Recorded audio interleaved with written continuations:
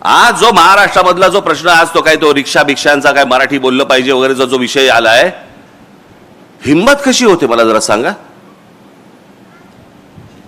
नाही मराठी बोलणार, तुमच्या राज्यात येऊन तुम्हाला ते सांगतायत की नाही मराठी बोलणार आम्ही, आणि त्याच्यावरती आमचे मंत्री त्यांना सांगतायत बरं बरं ठीक आहे 4 महिने अजून घ्या मराठी शिका.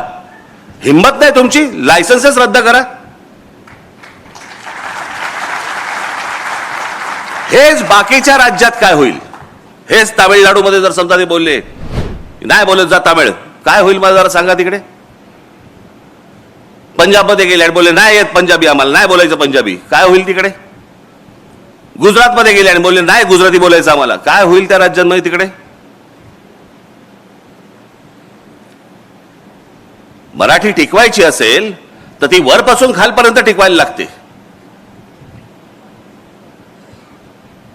आणि आमच्या लोकांनी जे सांगितलं, आमची लोक जे सांगत आले बोलत आले, तो महाराष्ट्राचा ठसा तो त्यांनी उमटवला ना. म्हणजे एक साधं उदाहरण तुम्हाला सांगतो. सी.डी. देशमुख, चिंतामणराव देशमुख, हा देश स्वतंत्र झाल्यानंतरचे आपल्या देशाचे पहिले फायनान्स मिनिस्टर. आधी कोण होते, रिझर्व्ह बँकेचे गव्हर्नर. भारत स्वतंत्र झाल्यानंतर ज्या नोटा छापल्या गेल्या त्या नोटेवरचं पहिली स्वाक्षरी जी आहे नोटेवरची ती चिंतामणराव देशमुखांची आहे, एका मराठी माणसाची आहे.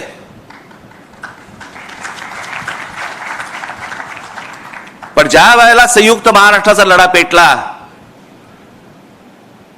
आणि मुंबई महाराष्ट्रात राहणार का गुजरातमध्ये जाणार हे ज्यावेळेला त्याचा लढा ज्यावेळेला सुरू झाला, संयुक्त महाराष्ट्र समितीचा लढा ज्यावेळेला सुरू झाला, त्यावेळेला लोकसभेमध्ये या चिंतामणराव देशमुखांनी पंडित जवाहरलाल नेहरूंना सांगितलं की तुमच्या मनामध्ये महाराष्ट्राबद्दल चांगला विचार नाहीये, मुंबई ही महाराष्ट्रामध्ये राहणार आणि हा माझा राजीनामा.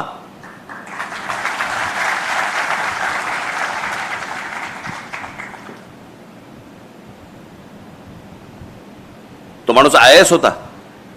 त्यांना जेवढे मार्क मिळाले तेवढे आजपर्यंत IASच्या परीक्षेमध्ये, स्पर्धा परीक्षेमध्ये आजपर्यंत एवढे मार्क कोणालाही मिळाले नव्हते. ते सी.डी. देशमुख, ते महाराष्ट्राच्या स्वाभिमानासाठी पंडित जवाहरलाल नेहरूंसमोर राजीनामा फेकतात. हा महाराष्ट्र. आणि आम्ही काय करतोय, आमचं लक्षच नाही महाराष्ट्राकडे. आमच्या देशामधला एकमेव खेळाडू, महाराष्ट्राचा एकमेव खेळाडू सचिन तेंडुलकर, ज्याला भारतरत्न मिळालं, एकमेव खेळाडू आहे.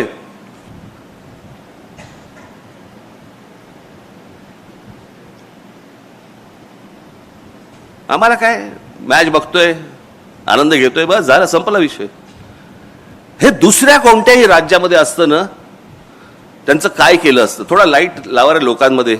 मला असं वाटतं मी एकटाच बोलतोय. लोकांमधले लाईट आहेत का, माझ्यावरचा नाही. हा बघ, हा लोकांमध्ये आहेत की नाही लाईट. अरे तापायला लागलं रे माझ्या मागे. हा, आज मी जर चुकत नसीन तर आज दादासाहेब फाळकेंची जयंती. माहितीच नाही आम्हाला कोणाला. आज आम्ही OTT वरती बघतोय, चित्रपट बघतोय, आम्ही मजा घेतोय, चित्रपटांची मजा घेतोय. अरे पण ज्या भारतामध्ये पहिल्यांदा चित्रपट सृष्टी आणली, चित्रपट ज्या माणसाने पहिला बनवला तो आमचा मराठी माणूस दादासाहेब फाळके. आम्हाला विसरच पडलेला आहे या लोकांचा.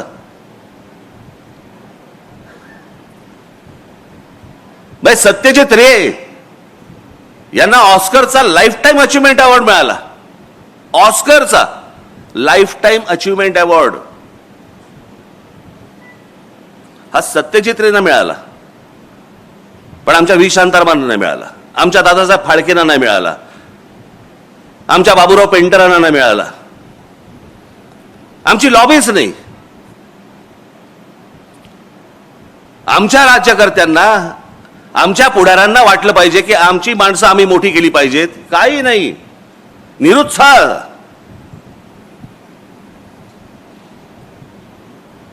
आमच्या लोकांना मोठं बोलण्यातच आम्हाला पाप वाटायला लागलं.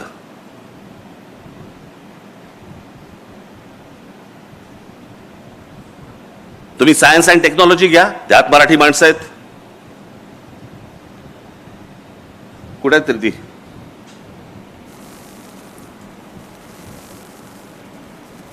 गोवारीकर आहेत, माशेलकर आहेत, अनेक लोक आहेत. माशेलकर या माणसाने आज आम्हाला कळत नाही, आम्ही जातो खंडोबाला, जातो खंडोबाच्या इकडे जातो, आम्ही तुमचा काय त्याला काय हळद असते ना तिकडे, भंडारा, आम्ही उधळतो तिकडे भंडारा म्हणजे काय हळदच ना. या हळदीवरती अमेरिकेने पेटंट सांगितलं होतं की हे नाही आमचं आहे म्हणून. अमेरिकेने जागतिक स्तरावरती आमचे माशेलकर भांडले आणि ते पेटंट भारताला मिळवून आणलं की हळद आमची आहे. आम्ही रोज सकाळी देवाला लावताना हळद लावतो, कुंकू लावतो, पण आमच्या त्या हळदीचं पेटंट हे ज्या माणसाने आणलं आमच्याकडे, आम्हाला माहित नाहीये, आम्हाला महत्वच नाही आमच्या माणसांचं. काही देणं घेणं नाहीये. मी त्या दिवशी सांगितलं ना तुम्हाला, महाराष्ट्रामध्ये संगीतकार, मराठी संगीतकार तर असंख्य होऊन गेले, पण देश पातळीवरचं, जागतिक पातळीवरचं लक्ष्मीकांत कुडाळकर, लक्ष्मीकांत प्यारलाल मधले लक्ष्मीकांत हे कुडाळकर होते, आमच्या कुडाळ मधले आमचा मराठी माणूस होता. 6300 गाणी दिली आजपर्यंत. 6300 गाणी कशाला म्हणतात हो? काय आहे आमच्याकडे? लक्ष्मीकांत कुडाळकरांच्या नावाने आमच्याकडे काही आहे? छत्रपती शिवाजी महाराज ही महाराष्ट्राची ओळख, डॉक्टर बाबासाहेब आंबेडकर ही महाराष्ट्राची ओळख, ज्योतिराव फुले आमचे ही महाराष्ट्राची ओळख. हे मोठेच होते, ही मोठीच माणसं होती. लोकमान्य टिळक ही मोठीच माणसं होती. पण आज छत्रपती शिवाजी महाराजांच्या नावाने केवढ्या गोष्टी आहेत. पूल आहेत, पुतळे तर भरपूरच आहेत. बाबासाहेबांच्या नावाने किती आहेत? अनेक रस्ते आहेत, अनेक गोष्टी आहेत. ज्योतिरावांच्या नावाने किती आहेत? पुतळे आहेत, अनेक रस्ते आहेत, अनेक चौक आहेत. लोकमान्य टिळकांच्या नावाने किती आहेत? अनेक गोष्टी आहेत, रस्ते आहेत, चौक आहेत, स्मारक आहेत, पुतळे आहेत.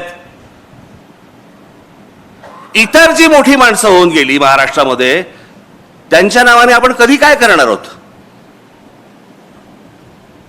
ही स्मारक, हे चौक, हे पुतळे, अहो जगाला ओरडून बोंबलून सांगितलं पाहिजे आमच्याकडे कोण जन्माला आले. आणि ते फक्त महाराष्ट्रामध्ये आले, इतर भारताच्या कुठच्याही प्रांतात नाही आले.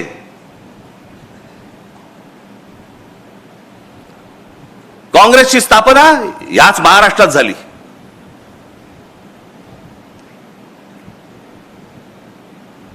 RSSचे सरसंघचालक झाले आजपर्यंत. किती झाले? माझ्या ते 5 झाले ना, बरोबर ना? 5 का 6 झाले? 6 झाले. या 6 पैकी 4 मराठी माणसं आहेत.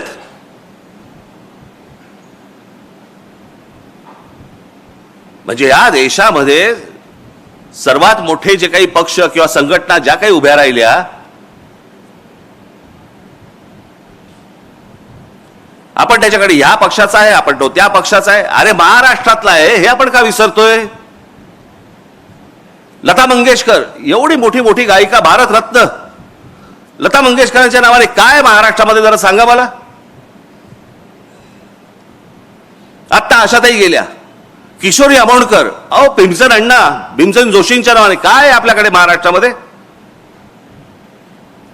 हे जर दुसऱ्या राज्यामध्ये जन्माला आले असते ना, त्यांनी ओरडून ओरडून जगाला सांगितलं असतं, रे आमच्याकडे कोण रत्न जन्माला आली. आम्ही पडलोय कशामध्ये, सापडलोय कशामध्ये? आम्ही जातीपातीत सापडलोय. लोकमान्य टिळक ना ब्राह्मण होते, जाऊन ते आपल्याला काय करायचंय?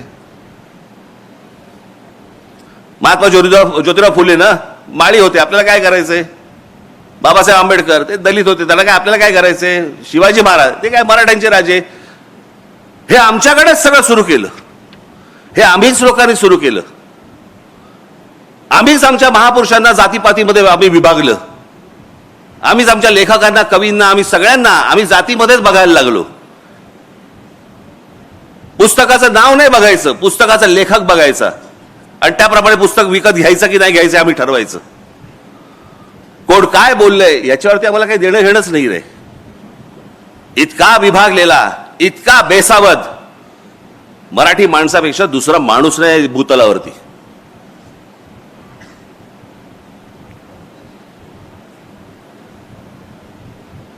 माझ्या मनातला जो महाराष्ट्र आपण ज्याला म्हणतो, अहो महाराष्ट्र दरवेळेला बोलता आम्ही आमचा महाराष्ट्र स्वाभिमानी आहे, म्हणजे काय?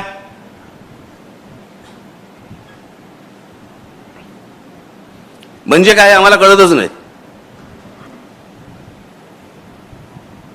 बरं, अनेक सुशिक्षित लोक आहेत, त्यांनाही समजत नाही. मी नेहमी सांगत असतो ना, माणूस सुशिक्षित असून उपयोगाचा नाहीये, तो माणूस सुज्ञ असावा लागतो. ते मध्यंतरी काय ते झालं ना, ते काय सिंदूर काय ते युद्ध बिद्ध काय ते झालं सगळं, आणि मग सगळे जण सुरू झाले, कराची ले लिया, इस्लामाबाद ले लिया, आणि काय अजून काय घेतलं, लाहोर ले लिया. साला म्हटलं हे घेऊन करायचं कायचं? समजा उद्या लाहोर घेतलं तर लाहोरमध्ये सत्ता कोणाची? म्हणजे बाकी सगळं पाकिस्तानचं, मध्ये लाहोर फक्त भारताची. असं कसं होऊ शकतं? काहीही थापा मारतात आणि आमचे लोक टाळ्या वाजवतात. घेतलं बरं का एकदाच लाहोर, जणू का हात सोडून आला होता तिकडनं.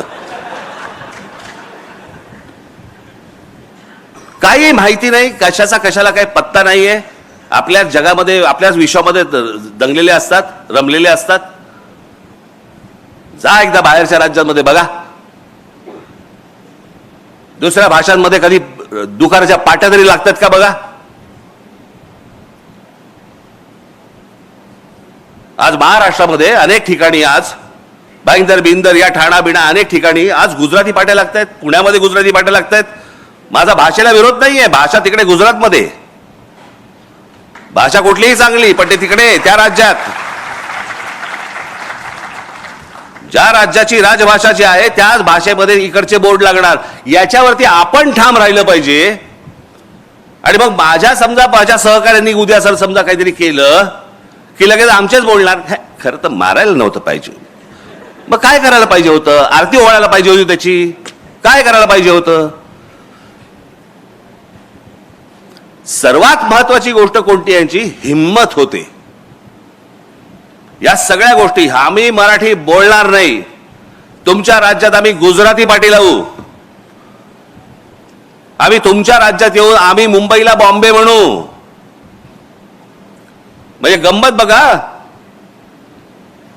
बॉम्बेचं मुंबई, खरं तर मुंबईच नाव आहे त्याचं, आणि मद्रासचं चेन्नई हे एकाच वेळेला झालंय.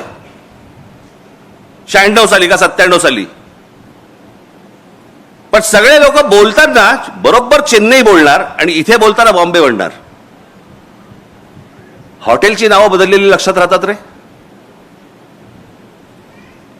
ओबेरॉयचं ट्रायडंट झालं की लगेच लक्षात राहते यांच्या. नाही ट्रायडंटला जायचंय. अरे पूर्वी ओबेरॉय होतं ना. नाही आता ट्रायडंट झालं.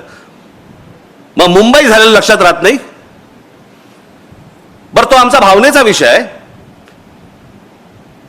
तिथे 7 आयलंड्स होती, बेटं होती. त्या 7 बेटांवरती फक्त एक मंदिर होतं, ते मुंबा देवीचं मंदिर होतं.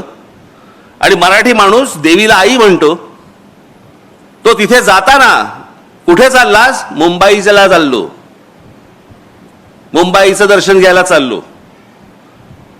याच्यातनं ते मुंबई हे नाव आलं.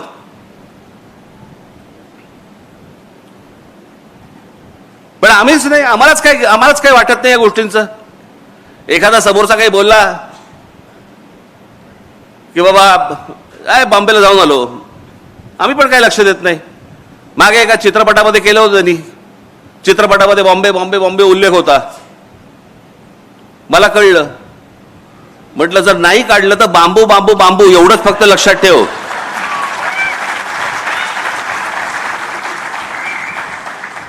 मग आले वटणीवरती.